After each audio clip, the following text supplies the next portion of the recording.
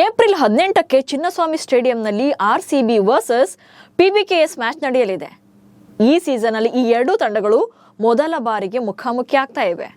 But ವಿಷಯ ಅಂದ್ರೆ ಈ ಮ್ಯಾಚ್ ಆದ ಒಂದೇ ದಿನದ ಅಂತರದಲ್ಲಿ ಈ ಎರಡೂ ತಂಡಗಳ ನಡುವೆಯೇ ಮತ್ತೊಂದು ಫೈಟ್ ನಡೆಯಲಿದೆ.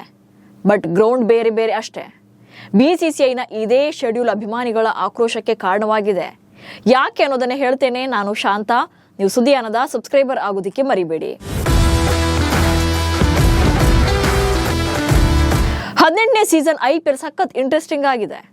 5 ಟ್ರೋಫಿಗಳನ್ನ ಗೆದ್ದಿರುವಂತ ತಂಡಗಳು ಪಾಯಿಂಟ್ಸ್ ಟೇಬಲ್ನ ಬಾಟಮ್ನಲ್ಲಿದ್ರೆ, ಗುಜರಾತ್ ಅನ್ನ ಹೊರತುಪಡಿಸಿ ಚೊಚ್ಚಲ ಚಾಂಪಿಯನ್ಶಿಪ್ ನಿರೀಕ್ಷೆಯಲ್ಲಿರುವಂತ ಟೀಮ್ಗಳು ಟಾಪ್ನಲ್ಲಿವೆ.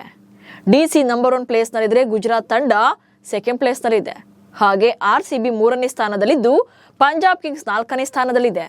ಇದೀಗ RCB ಮತ್ತು ಪಂಜಾಬ್ ನಡುವೆ ಶುಕ್ರವಾರ ಪಂದ್ಯ ನಡೆಯಲಿದೆ. ಏಪ್ರಿಲ್ 18 ಮತ್ತು 20ರಂದು ಪಂಜಾಬ್ ಮತ್ತು ಬೆಂಗಳೂರು ನಡುವೆ 2 ಮ್ಯಾಚ್. IPLನ 34ನೇ ಪಂದ್ಯದಲ್ಲಿ ರಾಯಲ್ ಚಾಲೆಂಜರ್ಸ್ ಬೆಂಗಳೂರು ಹಾಗೆ ಪಂಜಾಬ್ ಕಿಂಗ್ಸ್ ತಂಡಗಳು ಮುಖಾಮುಖಿಯಾಗಲಿವೆ. ಏಪ್ರಿಲ್ 18ರಂದು ನಡೆಯಲಿರುವಂತಹ ಈ ಪಂದ್ಯಕ್ಕೆ ಬೆಂಗಳೂರಿನ ಚಿನ್ನಸ್ವಾಮಿ ಮೈದಾನ ಆತಿಥ್ಯವನ್ನು ವಹಿಸಲಿದೆ. ವಿಷಯ ಅಂದ್ರೆ ಈ ಮ್ಯಾಚ್ ಆದ ಒಂದು ದಿನದ ಬಳಿಕ ಅಂದ್ರೆ ಏಪ್ರಿಲ್ 20ರಂದು ಇದೇ ತಂಡಗಳ ನಡುವೆಯೇ 2ನೇ ಪಂದ್ಯ ನಡೆಯಲಿದೆ. ರಾಯಲ್ ಚಾಲೆಂಜರ್ಸ್ ಬೆಂಗಳೂರು ಹಾಗೆ ಪಂಜಾಬ್ ಕಿಂಗ್ಸ್ ತಂಡಗಳು ಬ್ಯಾಕ್ ಟು ಬ್ಯಾಕ್ 2 ಪಂದ್ಯಗಳಲ್ಲಿ ಮುಖಾಮುಖಿಯಾಗಲಿವೆ. ಮೊದಲ ಪಂದ್ಯ ಏಪ್ರಿಲ್ 18ರಂದು ಬೆಂಗಳೂರಿನ ಚಿನ್ನಸ್ವಾಮಿ ಸ್ಟೇಡಿಯಂನಲ್ಲಿ ನಡೆದರೆ, ಒಂದು ದಿನದ ಬಳಿಕ ಉಭಯ ತಂಡಗಳು ಚಂಡೀಗಢದಲ್ಲಿ ಮತ್ತೆ ಕಣಕ್ಕಿಳಿಯಲಿವೆ. ಒಂದು ದಿನದ ಗಡುವು ಟ್ರಾವೆಲ್ ಪ್ರಾಕ್ಟೀಸ್ಗೆ ಎಫೆಕ್ಟ್. ಇಲ್ಲಿ ಇಂಟ್ರೆಸ್ಟಿಂಗ್ ವಿಚಾರ ಅಂದ್ರೆ ಪಂಜಾಬ್ ಮತ್ತು ಬೆಂಗಳೂರು ತಂಡಗಳು ಬ್ಯಾಕ್ ಟು ಬ್ಯಾಕ್ 2 ಪಂದ್ಯಗಳಲ್ಲಿ ಎದುರುಬದರಾಗ್ತವೆ. ಸತತ ಪಂದ್ಯಗಳನ್ನು ಆಯೋಜಿಸಿದ್ರು ಕೂಡ ಉಭಯ ತಂಡಗಳಿಗೆ ನೀಡಿರೋದು ಕೇವಲ ಒಂದು ದಿನದ ಗ್ಯಾಪ್ ಅಷ್ಟೇ. ಅಂದ್ರೆ ಏಪ್ರಿಲ್ 18ರಂದು ಮತ್ತು ಏಪ್ರಿಲ್ 20ರಂದು ರಾಯಲ್ ಚಾಲೆಂಜರ್ಸ್ ಬೆಂಗಳೂರು ಹಾಗೆ ಪಂಜಾಬ್ ಕಿಂಗ್ಸ್ ತಂಡಗಳು ಮುಖಾಮುಖಿಯಾಗಲಿವೆ. ಇದರ ನಡುವೆ ಏಪ್ರಿಲ್ 19ರಂದು ಮಾತ್ರ ಉಭಯ ತಂಡಗಳಿಗೆ ಗಡುವು ನೀಡಲಾಗಿದೆ. ಇನ್ನೂ ಒಂದು ಶಾಕಿಂಗ್ ವಿಚಾರ ಅಂದ್ರೆ ಏಪ್ರಿಲ್ 18ಕ್ಕೆ ರಾತ್ರಿ 7:30ಕ್ಕೆ ಮ್ಯಾಚ್ ಶುರುವಾದ್ರೆ, ಏಪ್ರಿಲ್ 20ರಂದು ಮಧ್ಯಾಹ್ನದ ಶೆಡ್ಯೂಲ್ನಲ್ಲೇ ಅಂದ್ರೆ ಮಧ್ಯಾಹ್ನ 3:30ಕ್ಕೆ ಪಂದ್ಯ ಆರಂಭ ಆಗಲಿದೆ. ಹೀಗಾಗಿ ಶುಕ್ರವಾರ ಪಂದ್ಯವನ್ನ ಮುಗಿಸ್ಕೊಂಡು ಶನಿವಾರ ಚಂಡೀಗಢನತ್ತ ಪ್ರಯಾಣ ಮಾಡಬೇಕು. ಮರುದಿನ ಮಧ್ಯಾಹ್ನದೊಳಗೆ ಮತ್ತೆ ಪಂದ್ಯವನ್ನ ಆಡೋಕೆ ರೆಡಿ ಆಗಬೇಕಿದೆ. ಇದೇ ಪ್ರೆಷರ್ ಈಗ 2 ತಂಡಗಳ ಮೇಲೂ ಬೀಳ್ತಾ ಇದೆ. ಹಾಗೆ ಪಿಚ್ ಅನ್ನ ಜಡ್ಜ್ ಮಾಡೋದು ಕೂಡ ಕಷ್ಟ ಆಗಲಿದೆ. ಇದು ಅಭಿಮಾನಿಗಳ ಆಕ್ರೋಶಕ್ಕೂ ಕೂಡ ಕಾರಣವಾಗಿದೆ. ಸಾಲಿಡ್ ಫಾರ್ಮ್ ನಲ್ಲಿವೆ ಉಭಯ ತಂಡಗಳು. ಇನ್ನು ಈ ಬಾರಿಯ ಟೂರ್ನಿಯಲ್ಲಿ ಬೆಂಗಳೂರು ಹಾಗೆ ಪಂಜಾಬ್ ಆಟಗಾರರು ಸಖತ್ ಫಾರ್ಮ್ ನಲ್ಲಿದ್ದಾರೆ. RCB ಆಡಿರುವಂತ 6 ಪಂದ್ಯಗಳಲ್ಲಿ 4 ಗೆದ್ದಿದೆ. ಹಾಗೆ ಪಂದ್ಯಾವಳಿಯಲ್ಲಿ 2ನೇ ಅತ್ಯುತ್ತಮ ಬ್ಯಾಟಿಂಗ್ ಸರಾಸರಿಯನ್ನು ಹೊಂದಿದೆ. ಮತ್ತೊಂದು ಕಡೆ PBKS ಕೂಡ ತಮ್ಮ 6 ಪಂದ್ಯಗಳಲ್ಲಿ 4 ಗೆದ್ದಿದೆ. ಬಟ್ ನೆಟ್ ರನ್ ರೇಟ್ ನಲ್ಲಿ RCBಗಿಂತ ಸ್ವಲ್ಪ ಹಿಂದಿದೆ. 2 ತಂಡಗಳು ತಮ್ಮ ಕೊನೆಯ ಪಂದ್ಯಗಳಲ್ಲಿ ಗೆಲುವನ್ನ ಸಾಧಿಸಿವೆ. ಜೈಪುರದಲ್ಲಿ RCB ತಂಡ ರಾಜಸ್ಥಾನ ರಾಯಲ್ಸ್ ತಂಡವನ್ನ 9 ವಿಕೆಟ್ಗಳಿಂದ ಮಣಿಸಿತ್ತು. ಇನ್ನು PBKS ಅಂತೂ ಮುಲ್ಲನ್ಪುರದಲ್ಲಿ ಕೋಲ್ಕತಾ ನೈಟ್ ರೈಡರ್ಸ್ ವಿರುದ್ಧ 111 ರನ್ಗಳನ್ನ ಡಿಫೆಂಡ್ ಮಾಡಿಕೊಳ್ಳುವ ಮೂಲಕ ಗೆದ್ದು ಬೀಗಿದೆ.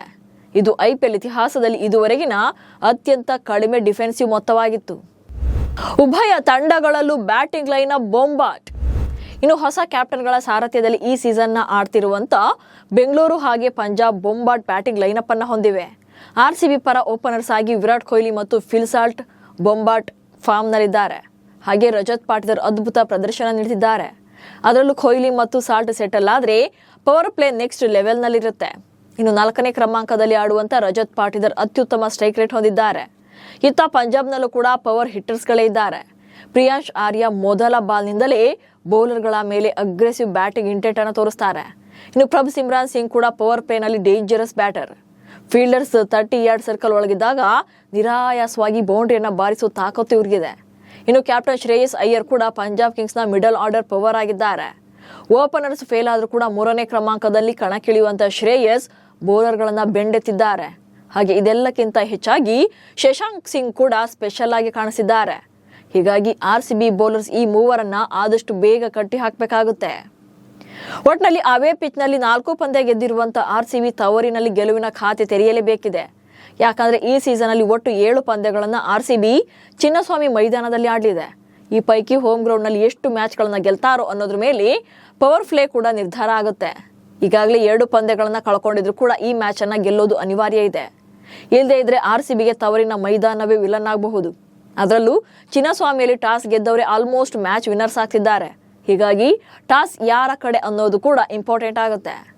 ಇನ್ನು ಬ್ಯಾಕ್ ಟು ಬ್ಯಾಕ್ 2 ಪಂದ್ಯ ಆಡಬೇಕಿರೋ ಈ ಎರಡೂ ತಂಡಗಳು ಹೇಗೆ ಪ್ರೆಷರ್ನ ಹ್ಯಾಂಡಲ್ ಮಾಡ್ತಾರೆ ಅನ್ನೋದೇ ಈಗಿರೋ ಕುತೂಹಲ. ನಮಸ್ಕಾರ.